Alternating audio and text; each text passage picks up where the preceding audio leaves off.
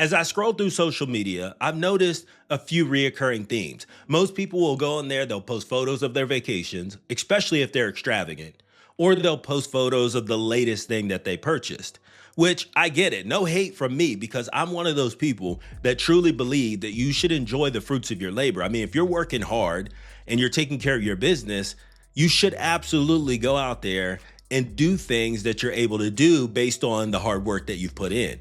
But as I've gotten older, especially over the age of 40, I started to realize that a lot of those people are taking on a lot of unnecessary debt to fund their lifestyle. So in today's video, I'm going to be going over some of the reasons why I believe that having little to no consumer debt is a bigger flex than being able to go onto social media and post pictures for people that don't even really care. The first reason that having little to no consumer debt that I believe is so underrated is that it gives you the ability to control your overall career choice.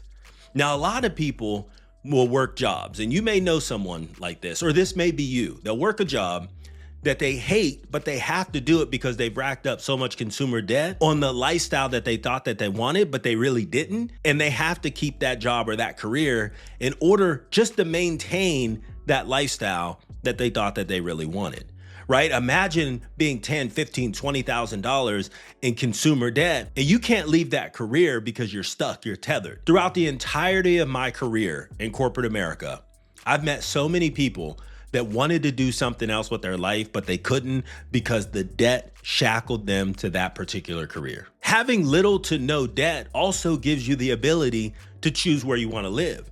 There are certain regions of the United States that specialize in certain careers or certain industries, which may cause you to have to live in that particular location.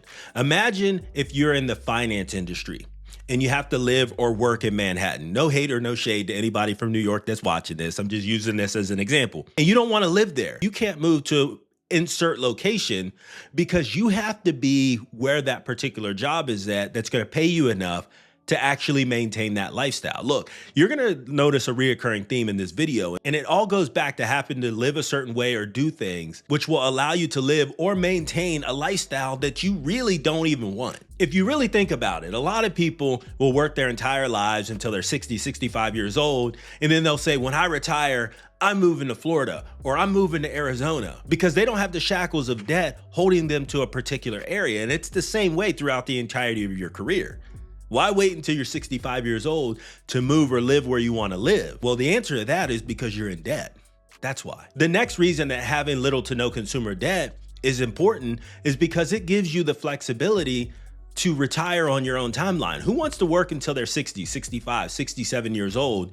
And then, and only then, you can start to enjoy all of the work that you put in, right? You get on this hamster wheel, you stay on it for 50 years, and then when you retire, you may have a good 10 to 15 years left, if you're lucky, to just enjoy your life.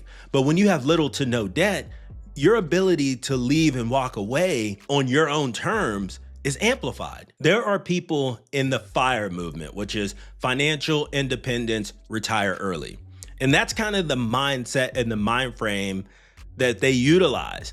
Now, I'm not in that movement, and I don't know a whole lot of details about it, but I do know that the whole premise of it is being able to walk away from your career much earlier than the average person can. And they do that by investing heavily, keeping their expenses low, so whenever they're ready to retire, they can do so on their own timeline. So having little to no debt gives you that ability and that freedom to make that choice. Next reason, which could have been number one, is your mental peace. Whenever I was in debt in my early 20s, rolling into my early 30s, debt was always on my mind. I went to bed thinking about debt. I woke up thinking about debt. Maybe that's just me, but it was always something that weighed heavy on me like an anchor. I was always thinking, how long would it take me to get out of this bad debt? And once I got out, I never put myself back in it again. But sometimes I think we're just so trained to think that we have to walk around with some type of debt. And for my mental peace, I had to get rid of it. I mean, think about it. How many times do you go on social media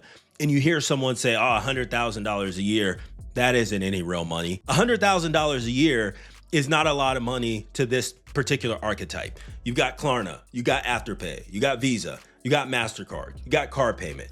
Whenever you're spending all of your monthly income in monthly installments, That's why it feels like you don't have a lot of money. And I believe that that truly has an impact on your mental peace. At least it did for me. Number 5, it gives you the ability to have some guilt-free spending. Now, what's guilt-free spending? I talked about being someone that believes that you should enjoy the fruits of your labor, especially if you're working hard and you're taking care of your business. If you are that person that wants to take those trips and post them on social media, or buy those things that you want to post on social media, that's fine if you don't have a bunch of consumer debt weighing you down. I always bring this back to personal examples because this was truly me. Once I got myself out of debt, I realized I had much more money that I could spend on the things that I wanted to do. So if I wanted to take a vacation after I was out of debt, it really didn't bother me that much because I didn't have a lot of money going out. I had way more money coming in and staying in than going out, which gave me the ability to actually do some of the things that I wanted to do. I'm never gonna be that person on social media that tells you never to go out and enjoy your life. I am gonna be that person on social media that's gonna say, do that after you've taken care of all your business. The next reason is that you have the ability to withstand most emergencies that occur in your life. I was reading a study and it was 50 to 60% of Americans don't have $1,000 to cover an emergency that came up. That's why you have so many people that are relying on credit cards, that are relying on payday loans.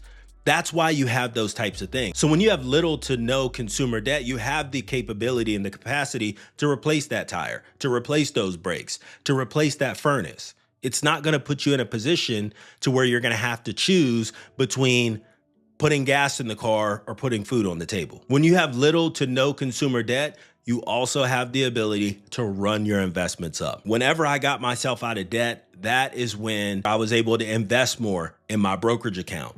And year after year of all that compounding, and I look back and I think about if I didn't make those choices to pay off that debt and to stay out of debt, I wouldn't be where I'm at from a financial perspective today. So whenever you can spend a large portion of your capital of investing in your future, that's gonna give you those options that we just talked about. That's gonna give you that option to retire early if you want to. It's gonna give you the option to take those vacations if you want to. It's gonna give you the option to live where you wanna live. That's the reoccurring theme of this video.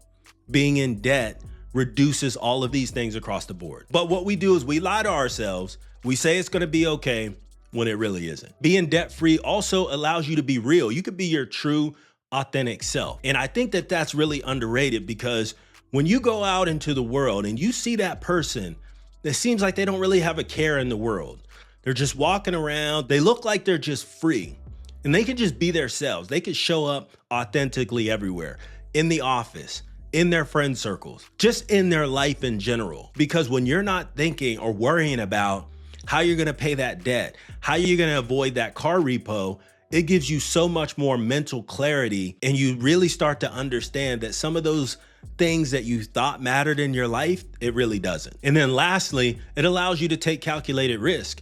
You can make that riskier investment. You can start that business.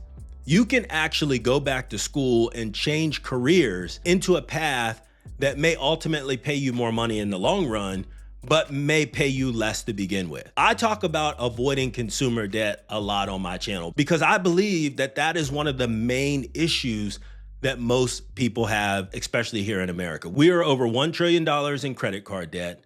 People are taking out payday loans at record rates and companies are laying people off left and right. So the way that I look at consumer debt and paying off that consumer debt is playing defense. And when you're playing defense, it gives you the ability to then turn around and turn that into a much stronger offense. So what do you guys think? I believe that being debt-free is the new flex. And it's one of the reasons that I talk about it all the time. Leave a comment down below and let me know what you think.